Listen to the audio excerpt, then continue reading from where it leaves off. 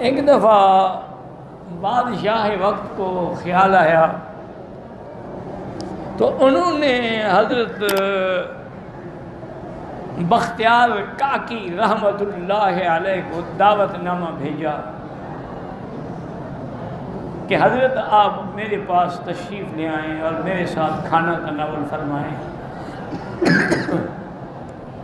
بادشاہ کا دعوت نامہ دیکھ کے تو بڑے بڑے لوگوں کے ایمان ڈول جاتے ہیں کہ یہ بادشاہ نے ہمیں بلایا ہے۔ آج تو کوئی تھندار بھی بلا لے تو بندہ بھاگتے ہوئے جاتا ہے۔ جب حضرت کے پاس آیا تو حضرت نے فرمایا کہ بادشاہ سے کہیں کہ آپ کی بڑی مہربانی، لیکن میں معذور ہوں، میں حاضر نہیں ہوں۔ بادشاہ کو جب جواب ملا، بادشاہ تو خود بادشاہ ہوتے ہیں نا، اقتدار کا ایک نشہ ہوتا ہے، غصہ آ گیا کہ میری دعوت کو ٹھکرا دی۔ اس نے اپنے خوشامدی مولویوں کو بلایا کہ یار یہ کیسا پیر ہے، میں نے دعوت دی ہے، وفد بھیجا ہے، لیکن انکار کر دیا۔ کوئی ایسا طریقہ بناؤ کہ یہ ہر حال میں میری دربار میں آئے، میں نہیں چاہتا کہ میں اس کو پکڑ کے لے آؤں۔ انہوں نے کہا جی یہ تو کوئی بڑی بات ہی نہیں، مشکل نہیں، آپ ہم خط لکھ دیتے ہیں، اس پہ مہر لگا کے بھیج دیں۔ خوش آمدی مولوی تو پھر قرآن کو اسی کام کے لیے استعمال کرتے ہیں کہ جس سے بادشاہ خوش ہو جائے۔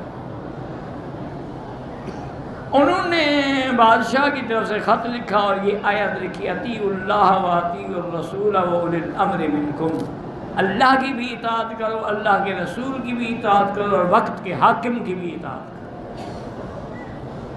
تو یہ آیت لکھ کے معنی یہ تھا کہ جب بادشاہ وقت کا حاکم ہے، وہ بلا رہا ہے، اطاعت کرو، ورنہ تو قرآن کی مخالفت ہے۔ خط جناب بھیجا، حضرت کو خط دیا گیا کہ حضرت انہوں نے اب یہ خط بھیجا ہے، تو آپ نے فرمایا قلم لے آؤ۔ قلم لے آئے تو اس کے پیچھے لکھا کہ در اطاعت خدا مشغولیم وعدل رسول شرم سارم، اطاعت اول الامر چی رسید، میں تو ابھی خدا کی پوری بندگی بھی نہیں کر سکا، میں تو نبی سے بھی شرمسار ہوں، ولی اول الامر کا نمبر تو بعد میں آئے گا، میں تو ابھی خدا کی اطاعت میں بھی پورا نہیں ہوا۔ جب ان کو یہ جواب ملا تو بادشاہ حیران ہو گیا، اس نے کہا بھی یہ کوئی عجیب بزرگ ہے، اور جواب بھی ایسا دیا ہے کہ جس کا ہم انکار بھی نہیں کر سکتے، اور قرآن کی مخالفت بھی نہیں کی۔ بادشاہ نے کہا کہ اچھا ایسا کرتے ہیں کہ ہم جاتے ہیں اس کی زیارت کے لیے، ایسے آدمی کے پاس جانا چاہیے۔ تو بادشاہ آیا تو حضرت اتفاق سے اس وقت اپنے حجرے میں تھے اور اپنے کسی وظیفہ پڑھنے میں مشغول تھے، اور خادم جو ہے وہ باہر بیٹھا ہوا تھا۔ وہ لوگ بھاگتے ہوئے بادشاہ آگے، بادشاہ نے کہا بادشاہ چاہے آ بھی جائیں، لیکن حضرت نے ابھی 1 گھنٹے تک وظیفہ پڑھنا ہے، اور ہمیں حکم ہے کہ اس دور میں ہمیں حضرت کو کوئی ڈسٹرب نہ کرے۔ ایک مولوی صاحب کو غصہ آ گیا کہ دیکھو بادشاہ آیا ہے، ہم سب آئے ہیں، تو اس نے کہا کہ در فقیر دربان نہ آیت، کہ فقیروں کے دروازے پر دربان اور گارڈ بٹھائے ہوئے ہیں، یہ کیا معنی ہے؟ یہ بادشاہوں کے دروازے پہ ہوتے ہیں، یہ کیسا فقیر ہے کہ دروازے پہ دربان بٹھایا ہوا ہے؟ حضرت نے سن لیا، فرمایا دربان آیت تاکہ سگے دنیا نہ آیت، فقیروں کے دروازے پر بھی دربان ہونے چاہیے تاکہ کوئی دنیا کا کتا نہ اندر آ جائے۔ یہ لوگ تھے حضرت۔ اب تو ہم ان بزرگوں کے قصے ہی بیان کرتے ہیں، ورنہ اب لوگ وہ انکا ہو گئے، وہ چلے گئے۔ وہ ہمارے لقمان صاحب تھے، اللہ اس کی قبر پہ کروڑ رحمتیں کرے، بڑے اعلیٰ خطیب تھے، تو ہمیشہ کہتے ہیں مکی صاحب گل گئے گلشن گئے باقی دھتورے رہ گئے۔ اب تو ہر چیز ختم ہو گئی۔ مجھے یاد ہے میں اس وقت اتنا چھوٹا بھی نہیں تھا، ابتدائی کتابیں پڑھتا تھا، تو بادشاہ میرے خیال جہاں تک مجھے یاد پڑتا ہے کہ مراکش کے بادشاہ تشریف لے آئے عمرے کے لیے، اور ان کی عادت تھی کہ جب وہ آتے تھے تو تمام علماء حرم کو دعوت دیتے تھے کہ کھانا میرے ساتھ کھائیں۔ یہ ان کا ہمیشہ کا معمول تھا۔ ویسے سنا ہے کہ وہ تھے بھی بڑے دیندار، رمضان المبارک میں ساری رات جاگتے تھے اور تمام دنیا سے قاریوں کو بلاتے تھے، ان کا قرآن سنتے رہتے تھے۔ تراویح سے فارغ ہوئے پھر قرآن سننا شروع ہو گئے۔ تو وقت کے یہاں جو ذمہ دار تھے حرمین کے، انہوں نے سب علماء کو خط لکھا اور ساتھ بتایا کہ بادشاہ کے ساتھ کھانا کھانا ہے اور یہ ان کی خواہش ہے، اس پر آپ لوگوں کو دعوت دی جاتی ہے، فلاں وقت میں فلاں جگہ سب پہنچ جائیں تاکہ پھر کٹھے جائیں گے۔ مولانا عبدالحق صاحب ہوتے تھے، بہت بڑے عالم تھے لیکن اہل حدیث تھے، اور ان کا سابقہ وطن جو ہے وہ بھی ہمارے قریب تھا، اور ویسے بہت بڑے عالم تھے۔ اہل حدیث ہونا کوئی ایسی بات تو نہیں ہے نا، اصل تو بات یہ ہے کہ وہ صحیح اہل حدیث تھے۔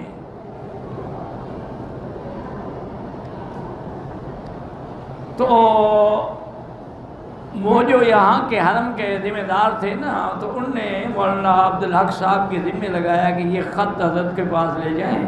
مولانا خیر عمر صاحب کا ان کا مزاج ایسا ہے کہ وہ انکار کر دیتے ہیں۔ تمہارے وہ بھائی ہیں، ایک علاقے کے لوگ اور بڑا تعلق ہے آپس میں، روزانہ ان کی ملاقات ہوتی تھی والد صاحب کی۔